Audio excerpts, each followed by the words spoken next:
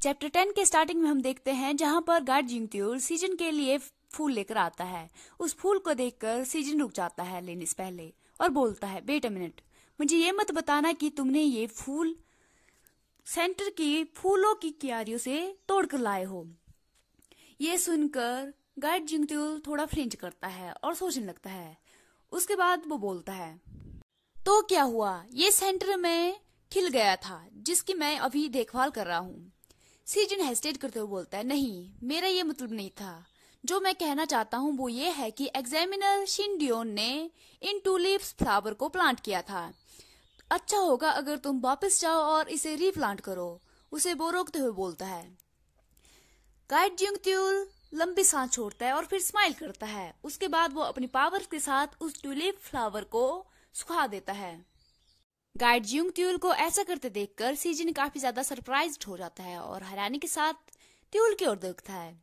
Tulle बोलता है, wow, लगता है कि तुम ग्रेटफुल तभी होते हो जब तुम्हें कोई मॉन्स्टर गिफ्ट करे। ये सुनकर सीजन हैरानी के साथ उसकी ओर देखता है और सोचने लगता है, जब हैन जिनबू उसके लिए मॉन्स्टर लेकर आया था और उसने फिर भी मना कर दिया था। वो सोचता है कि मैंने उसे thank you out of politeness के कारण बोल दिया था, लेकिन मैंने मॉन्स्टर को एक्सेप्ट नहीं किया था। फिर वो नर्वस होकर ट्यूल को बोलने लगता है, मैं बस नहीं चाहता हूँ कि एग्जामिनर शिनडियोंग अपसेट हो जाए अपने ट्यूलिप्स के कारण।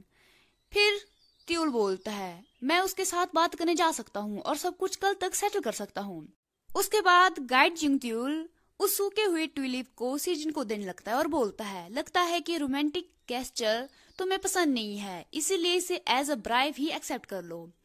सीजन थोड़ी देर के लिए हेस्टेट करता है और उसके बाद लंबी सांस लेते हुए बोलता है, ये ब्राइव कुछ ज्यादा ही है, इसे एक सेलिब्रेशन गिफ्ट मानते हैं मिशन के सक्सेसफुल होने का। उसके बाद वो उस ट्यूलिप फ्लावर को एक्सेप्ट कर लेता है। जिंगत्यूल बोलता है, तो तुम्हारे क्या विचार है? फिर सीजन थोड़ी देर के लिए सोचता है और उसके बाद बोलता है, ओह, थैंक यू सो मच इस वंडरफुल गिफ्ट के लिए, ये सच में बहुत ही ज्यादा अच्छा है। जिंगत्यूल बोलता है, इज नॉट इट, ये बहुत ही अच्छा गिफ्ट है, राइट? उसके बाद सीजन अपने डेस्क की ओर जाने लगता है और बोलता है, हाँ हाँ, ये अच्छा गिफ्ट है, चलो अब कृपया करके यहाँ पर आओ, मुझे तुम्हारा चेकअप करना है। और फिर बोलता है कि तुम यहीं पर बैठ जाओ, मुझे तुम्हारे हाथ की जरूरत है स्कैन करने के लिए। इतना सुनते ही गाइड जिंगत्यूल अपना हाथ सीजन की ओर करने लगता है और बोलता है, हियर, ये लो मेरा हाथ। जिंगत्यूल को ऐसा करते देखकर सीजन फ्लिंच करता है और उसके बाद उसका हाथ पकड़ता है और बोलता है, ओके ओके, चलो अब स्टार्ट करते हैं। तभी ट्यूल बोलता है, डॉक्टर, क्या तुम्हें मुझसे डर लगता है? ये सुनकर सीजन अपना सर ऊपर उठाता है और जिंगत्यूल की ओर देखने लगता है। जिंगत्यूल बोलता है, तुम्हें जरा भी ट्रबल नहीं हुआ जब तुम पार्क जिंगत्यूल को ऑर्डर दे रहे थे, भले ही वो कितना ही डिफिकल्ट बन रहा था तुम्हारे लिए। और बोलता है, इस तरह से ही तुम स्टार्टिंग से ही मेरे साथ बिहेव कर रहे हो, क्या तुम मुझसे डरते हो? अगर तुम हैम जिनबू के लिए इंटरेस्टेड ना होते तो तुम मेरे अराउंड इतने ज्यादा टेंस नहीं होते, राइट? ये सुनकर सीजन ट्यूल की ओर देखने लगता है और बोलता है, गाइड जिंगत्यूल, ऐसा कुछ नहीं है जैसे तुम सोच रहे हो। ट्यूल बोलता है, और एग्जैक्टली मैं किस तरह का सोच रहा हूँ?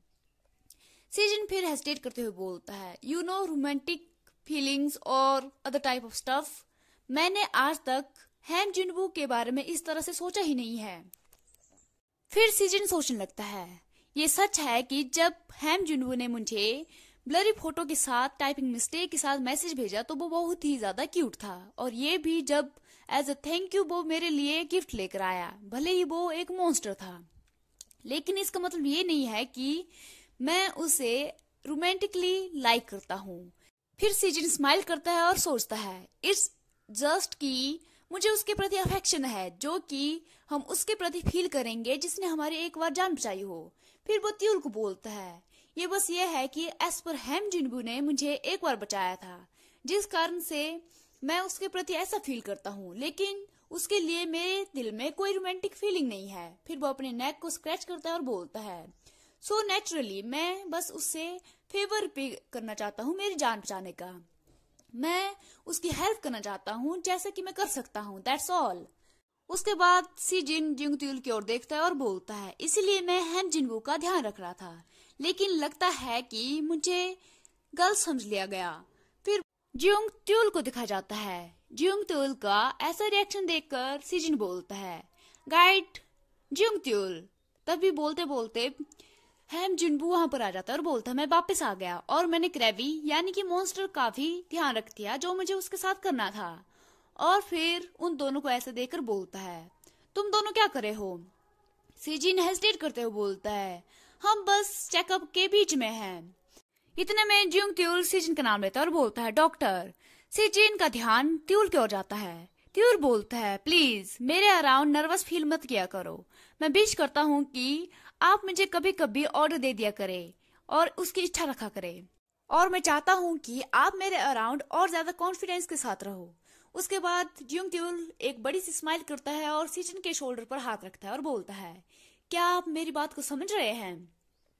सीजिन हाँ में सर हिलाता है और सोचता है कि मुझे ऐसा फील हो रहा है जैसे जो आज की वाइब है वो बाकी दिनों से डिफरेंट है। क्या ये सिर्फ मुझे लग रहा है? फिर तभी हैम जिनबू आता है और बोलता है, तुम दोनों अभी मुझे बहुत ज्यादा क्लोज लग रहे हो। ऐसा लग रहा है तुम एक दूसरे के काफी ज्यादा क्लोज आ गए हो। और फिर हंसते हुए बोलता है, सच बताऊं तो मुझे थोड़ा जेलस फील हो रहा है। और जियोंग त्यूल के शोल्डर पर हाथ रखने लगता है। उसके बाद दिखाया जाता है कि जियोंग त्यूल और हैम जुन के बीच में फिर से थोड़ी नोकझोंक होने लगती है। उन दोनों को ऐसे देखकर सीजिन एक स्माइल के साथ रिलीफ फील करता है और फिर सोचता है कि ये दोनों कभी सुधरेंगे नहीं और ऐसे ही फाइट करते रहेंगे और रोमांस को अभी के लिए भूल जाते हैं। मैं बस अपना काम खत्म करना चाहता हूँ ताकि मैं रात को जल्द से सो सकूं। फिर सीन चेंज होता है और एक वीक बाद दिखाया जाता है जहाँ पर सीजिन किसी के साथ वीडियो कॉल पर बात कर रहा था और दिखाया जाता है सीजिन का फेस, जिसे देखकर ऐसा लग रहा था जो काफी दिनों से सोया नहीं हो और काफी ज्यादा थका हुआ भी लग रहा था। उसे देखकर वो पर्सन बोलता है, वाओ, ऐसा लगता है कि एक्साइल में रहना काफी ज्यादा टफ है। सीजिन अपने सर पर हाथ रखकर बोलता है, तुम्हारा क्या मतलब है एक्साइल से? फिर वो हैम जिनबू और जियोंग त्यूल के बारे में सोचने लगता है और बोलता है, ये बस ये है कि मैं काफी दिनों से किसी चीज के बारे में बार बार सोचे जा रहा था। फिर उस पर्सन को दिखाया जाता है जो कि पार्क जीवून होता है, जो डायग्नोस्टिक एग्जामिनर है मेन सेंटर का। वो डॉक्टर जीवून बोलता है, तुम कभी भी इस तरह से थके हुए नहीं लगे, भले ही हमें पूरी रात काम ही क्यों न करना पड़ा हो youth ability user research institute में। और बोलता है, क्या वहाँ के अडल्ट बहुत ज्यादा हार्ड है डील करने के लिए, इवन बच्चों से भी? सीजन बोलता है, बेस सभी बिल्कुल सेम ही है। एनीवे, क्या तुमने उसके बारे में पता किया जिसके बारे में मैंने तुमसे पूछा था? डॉक्टर जीबुन बोलता है, ओ, उस टेलीकिनेसिस एस्पर के बारे में। वो अपने सर पर हाथ रखता है और रिपोर्ट को देखते हुए बोलता है, मैंने बहुत ज्यादा कोशिश की उसके बारे में इंफॉर्मेशन कलेक्ट करने की, लेकिन ये टेलीकिनेसिस यूजर के बारे में इंफॉर्मेशन कलेक्ट करना बहुत ही ज्यादा डिफिकल्ट है। लेकिन मैं कोशिश करता रहूंगा और जैसे ही मुझे किसी चीज के बारे में पता चलेगा मैं तुम्हें बता दूंगा। फिर सीजिन हाथ रखता है अपने टेबल के ऊपर और बोलता है, थैंक यू सो मच, और मुझे आपसे किसी और चीज के बारे में भी पूछना था। डॉक्टर पार्क बोलता है, तुम्हें किस चीज के बारे में पूछना है? और गाइड जियोंग त्यूल की रिपोर्ट को याद करते हुए उसके बारे में पूछता है, क्या ऐसा पॉसिबल है कि अचानक से किसी गाइड के दिल के चारों ओर अचानक से एनर्जी डेवलप हो जाए, उसका निर्माण हो जाए, वो भी सिर्फ और सिर्फ एक ही दिन में? ये पॉसिबल हो सकता है क्योंकि वो अपना पूरा दिन मिशन में ही स्पेंड करते हैं और नॉन स्टॉप अपनी एबिलिटीज को यूज करते रहते हैं। ये सुनकर सीजन बोलता है, नहीं, वो पूरा दिन उसमें सेंटर में ही था और रेस्ट कर रहा था, लेकिन अब जो रिपोर्ट है और ज्यादा खराब होती जा रही है। ये सुनकर डॉक्टर सोच में पड़ जाता है और बोलता है, ये कितना ज्यादा अजीब है, ये जरा भी सेंस नहीं बना रही है। अगर वो सेंटर में पूरा दिन रेस्ट कर रहा था तो रेस्ट उसे आराम देना चाहिए था, उसके शरीर को एबिलिटी को यूज करने में। वो उसे और ज्यादा खराब कैसे कर सकता है? तभी डॉक्टर स्मिर करता है और बोलता है सीजिन को, ओ वेल, तुम्हें पता है कि गाइड्स कितने ज्यादा सेंसिटिव होते हैं अपने इमोशन को लेकर। शायद वो स्ट्रेस में चला गया होगा कुछ करने के कारण, जिसके कारण से उसके साथ ये सब हुआ। ये सुनकर सीजिन काफी ज्यादा शॉक हो जाता है क्योंकि डॉक्टर किसी अदर वे में बात कर रहा था।